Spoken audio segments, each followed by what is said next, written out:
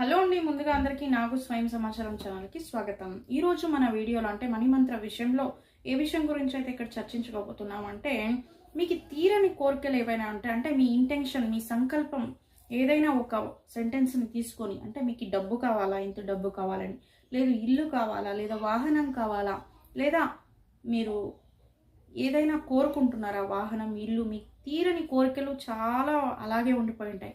అలాంటి వాటిలో ఒకదాన్ని ఎంచుకొని, అంటే దానికి కూడా మీరు అర్హులై ఉండాలి, మీరు సతత ప్రయత్నం చేస్తూ ఉండాలి దాని గురించి.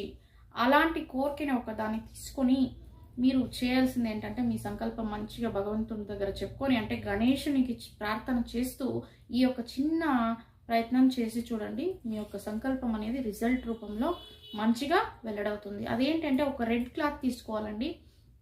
అందులో 2 తమలపాకులు, 2 గోటొక్కులు అంటే నోమొక్కలు అంటాం కదా, వాటిని పెట్టి, 2 పసుపు కొమ్మలను పెట్టి, 3 పిడికల బియ్యాన్ని అయితే పెట్టాలన్నమాట.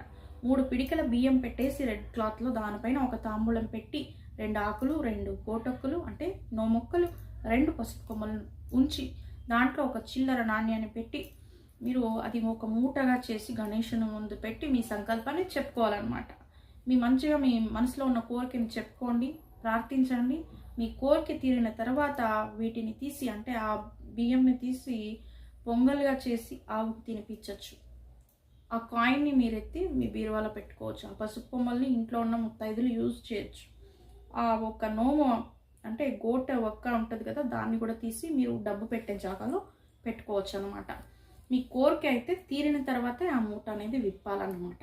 ఇలా చేసి చూడండి. మళ్ళీ ఇంకో కోరిక ఉందా, మళ్ళీ కూడా ఇలాగే చేసి చూడండి. మంచిగా రిజల్ట్ అయితే ఉంటుంది.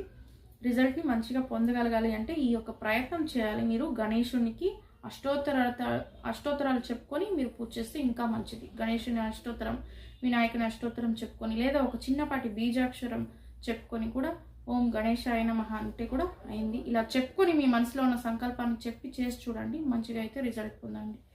Thank you for watching.